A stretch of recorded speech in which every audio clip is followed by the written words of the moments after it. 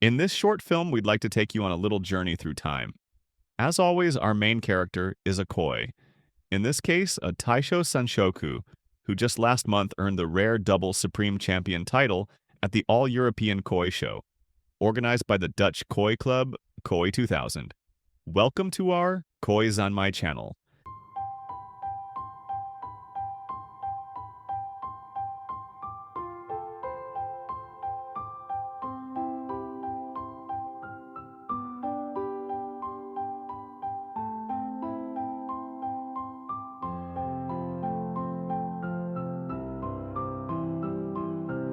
Now, it may seem odd, but we begin this story with a bowl full of tancho, and eventually arrive at a breeder known as Kyochan.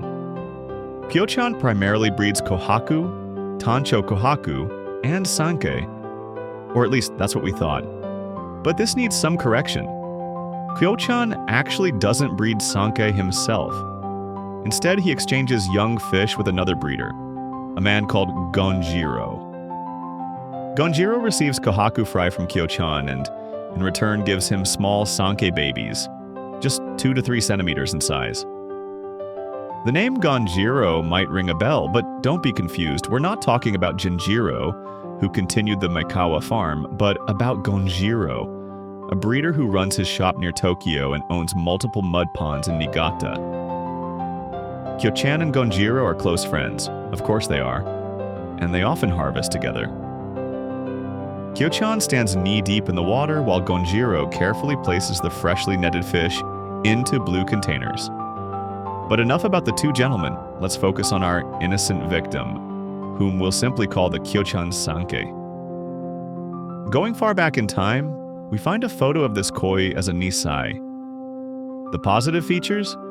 That impressively long head, a beautiful white skin, and promising sumi already surfacing well. But the negatives were clear too. The body shape was very straight, lacking the shoulder width we would have liked to see, especially for a nisai.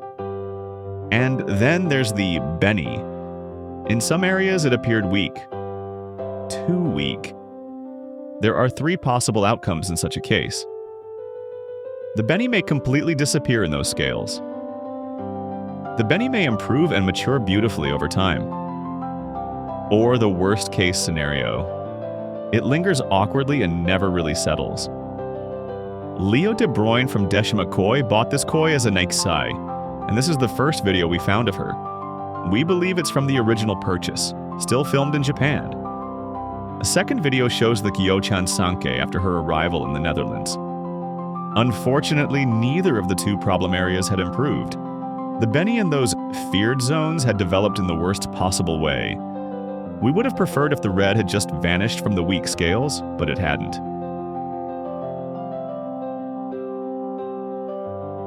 And the body? Still too slim. We really wished for a broader frame, which would have made the decision to buy much easier. But we took the risk. Why? Because of the sparkling white base and that incredible thick sumi developing so boldly across the body. 1 year later, the Sanke had spent over 400 days in the Zanmai pond. And look at her now. The desired body shape was clearly encoded in her DNA. This is the video we submitted to the All-European Koi Show, where the koi was judged by 2 different juries. Let's take another look at her development through several photos. Pay close attention to the lines, but they clearly show her origins. From a stretched-out, unimpressive nisai to a koi that blossomed into something extraordinary.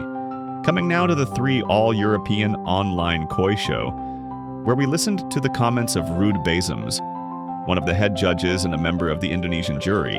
Dus het filmpje is eigenlijk gewoon beter. En, heel eerlijk, is het natuurlijk ook zo. Een kohaku is altijd natuurlijk makkelijker om te laten finishen dan een sanke of een showa. Want een kohaku hoeft maar 2 kleuren perfect te hebben, CQ te maken. En een sanke die zal natuurlijk 3 kleuren moeten doen. Dus dan kan het zijn dat die op body zullen ze elkaar niet zo heel veel ontlopen. Nee. Als je kijkt naar de finishing van de patronen, ja, dan zie je natuurlijk dat hier het sumi op sommige plekjes nog net iets meer moet finishen. En dat kan net dat kleine verschilletje zijn, waardoor die Kohaku dan net op basis van de filmpjes die 2/10 verschil maakt.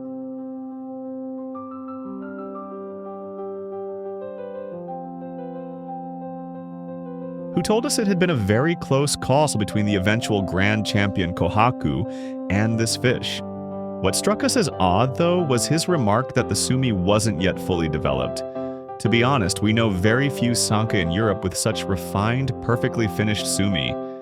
It's bold, it's clean, and it leaves a stunning impression. Well, at least in our opinion. Then came the verdict from the Chinese jury, who approached this complete online show with great professionalism.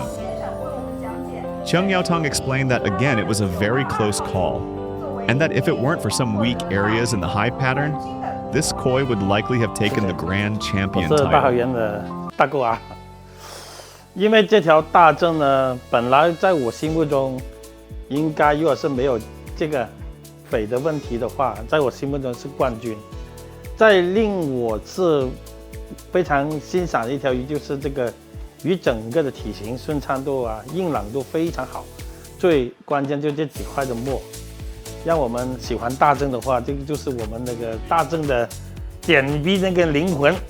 整体那个鱼那个表现度非常好，就唯一输了这个肥的一点点那个小瑕疵。如果没有这个几个小缺点的话，在我心目中它是冠军。只有这个小缺点的话，就可能刚才那条是冠军了啊！谢谢。